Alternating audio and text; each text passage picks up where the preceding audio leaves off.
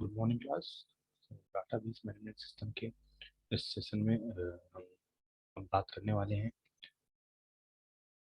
Entities diagram के अंदर जो चीज़ें हमने की थी उसमें रिलेशनशिप आपने देख लिया था, एंटिटीज देख ली थी, उनके एट्रीब्यूट देख लिए थे। सो ये पर्टिकुलर डायग्राम है, इस पर सारी चीज़ें डिस्क्राइब है कि कैसे यह डायग्राम होता है। उसमें सारी एंटिटीज के बारे में जैसे वर्क्स और manager, works on control, supervision, inventory, ये सारी जो है आपकी रिलेशनशिप्स है। तो इन रिलेशनशिप्स को कैसे डिफाइन किया गया है, बताया गया, मैंने इस बारे में बात की थी आपसे। अब हम बात करने वाले हैं रिलेशनशिप टाइप के बारे में। तो बेसिकली रिलेशनशिप टाइप क्या होता है?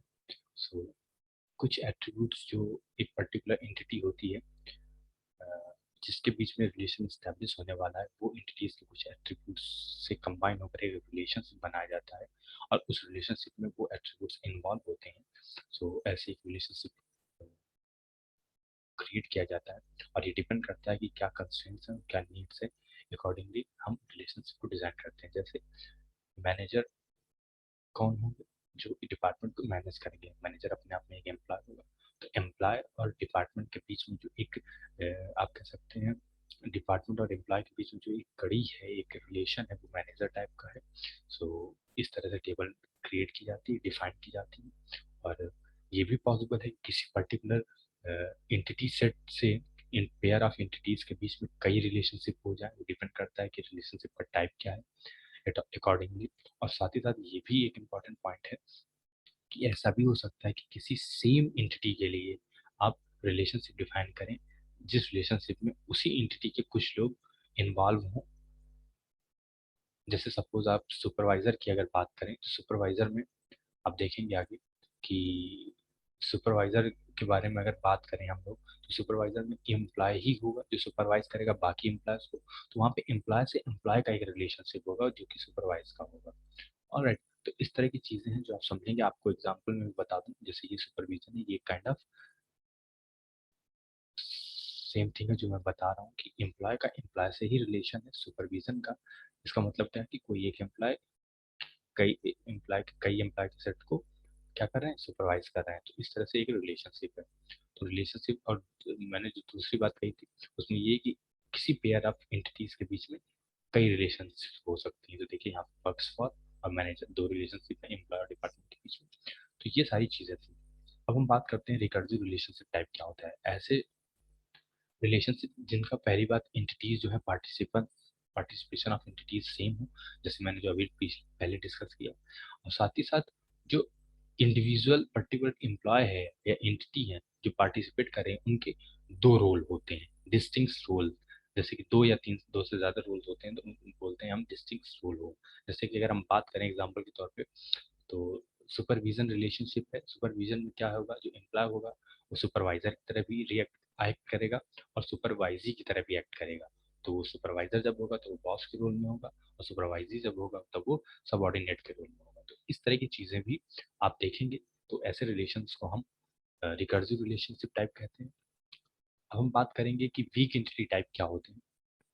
तो वीक एंटिटी टाइप ऐसे एंटिटीज होते हैं या ऐसी एंटिटीज का सेट होता है जहाँ पे उसको जो एट्रीब्यूट्स होते हैं, हर एंटिटी के अपने एट्रीब्यूट्स होते हैं, तो वहाँ पर जो होता है वो की एट्रीब्यूट नहीं होता है।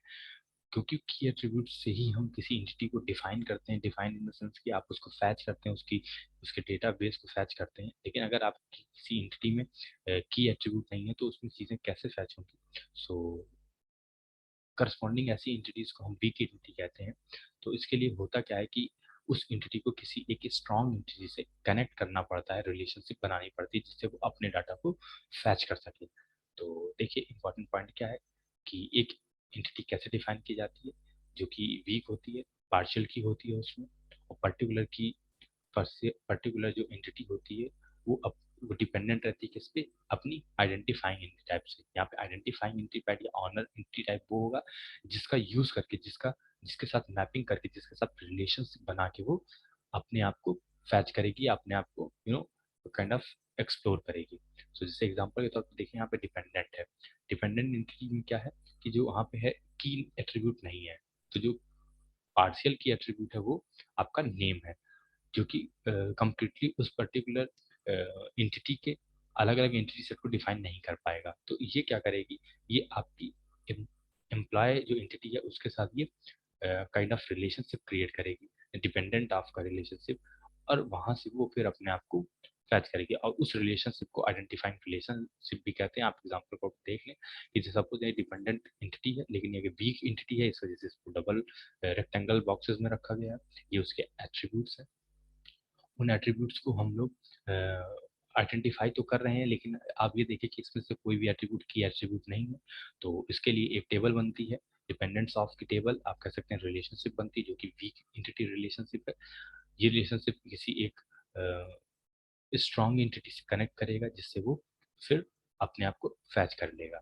ऑलराइट, तो ये होता है आपका वीक एंटिटी सेट। ओके, अब हम बात करते हैं कंस्ट्रेंट्स क्या क्या होते हैं रिलेशनशिप में। तो ऑब्वियसली मैंने पहले भी डिस्कस किया कि एक कार्डिनलिटी रेशियो होता है जिसे हम कार्डिनलिटी कंस्ट्रेंट कहते हैं। तो इसमें मैक्सिमम पार्टिसिपेशन की बात की जाती है, तो इसमें तीन तरह के पार्टिसिपेशन होता है, one two one participation, one two many या मेनी टू वन, और तीसरा जो होता है वो मेनी टू मेनी पार्टिसिपेशन होता है। और हम जो डिपेंडेंसीज हैं वो हम लोग, मैंने बताया कि एरो से डिफाइन करते हैं। और किसी भी एग्जिस्टेंस डिपेंडेंसी कंस्ट्रेंट जो होता है वो मिनिमम पार्टिसिपेशन पे होता है, इसे हम कहते हैं पार्टिसिपेशन कंस्ट्रेंट। जैसे वो जीरो हो सकता है जो ऑप्टिमल केस में होता है, ऐसे ऐसा पर्टिकुलर पार्टिसिपेशन जिसमें वो एग्जिस्ट ही नहीं कर रही है कोई एंटिटी, तो जीरो पार्टिसिपेशन कहते हैं। और वन और मोर तो ऑब्वियसली मैंडेटरी और एग्जिस्टेंस डिपेंडेंसी के ऊपर है।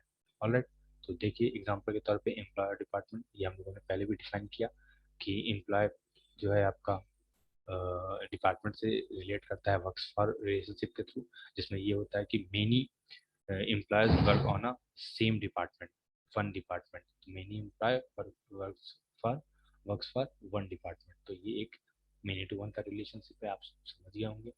दूसरा है मेनी टू मेनी रिलेशनशिप, जिसमें आप देख रहे हैं कि कई एम्प्लॉय या अलग एम्प्लॉय या एक पर्टिकुलर एम्प्लॉय कई प्रोजेक्ट्स में वर्क कर सकता है, और एक प्रोजेक्ट्स में कई एम्प्लॉय वर्क कर सकते हैं। तो ये दोनों तरफ से जिस तरह की रिलेशनशिप है, उस तरह की रिलेशनशिप को हम मेनी टू मेनी कहते हैं। ये हम लोगों ने बात कर ली है पहले भी। कैसे हम रिकर्सिव रिलेशनशिप को डिस्प्ले करते हैं आप वो भी देख लें। इसमें होता क्या है कि आपके पास एम्प्लॉय है, एम्प्लॉय का रिलेशनशिप एम्प्लॉय के साथ ही है, लेकिन कुछ एम्प्लॉय ऐसे हैं, तो देखिए यहाँ पे दिया भी हुआ है कि जो वन डिपेंडेंसी की एरो है, वन जिस पे लिखा हुआ है, लेबल किया हुआ है वन, वो सुपरवाइजर रोल के लिए है, और जो सबऑर्डिनेट रोल के लिए वो टू है। तो इस एंटिटी सेट आप देखें कि वो पर्टिकुलर आर वन जो है वो आर आर टू रिलेशन, मतलब आर टू एक एंटिटी होगी, रिलेशन उसमें कौन कौन आता है, वो खुद भी आ रहा है आर वन, और साथ ही साथ आर टू भी आ रहा है। तो इसका मतलब ये क्या हो रहा है कि वो सुपरवाइज कर रही है आर टू को। और वहीं पर आर वन में आप देखेंगे टू टू और वन लेवल्स को देखें अगर, तो टू जो है आर टू में सबऑर्डिनेट है, मतलब उसको कौन कर रहा है, ई फाइव जो है उसको सुपरवाइज कर रहा है। तो चीज़ें कुछ इस तरह से कि हर हर का अपना एक रोल होगा, हर एंटिटी दो रोल्स में डिवाइड होगी, एक सुपरवाइजर रोल्स में और एक सबऑर्डिनेट रोल में। तो ये रिलेशन है आपका रिकर्सिव रिलेशन। ओके, अब हम देखेंगे कि कैसे पार्टिसिपेशन होता है। तो रिकर्सिव रिलेशनशिप्स में तो यहाँ पे तो एक नॉर्मल डायग्राम है जो हम लोगों ने पहले भी डिस्कस किया है। सो इसको डिस्कस करने की जरूरत नहीं है, फिर भी देख लेते हैं कि ये सुपरवाइजर है, ये एक तरह का आपका रिकर्सिव रिलेशनशिप है। ऑल राइट, ओके, तो अभी तक के लिए क्लास इतना ही। आगे नेक्स्ट क्लास में हम देखते हैं बाकी के कॉन्सेप्ट्स। तब तक के लिए थैंक यू क्लास।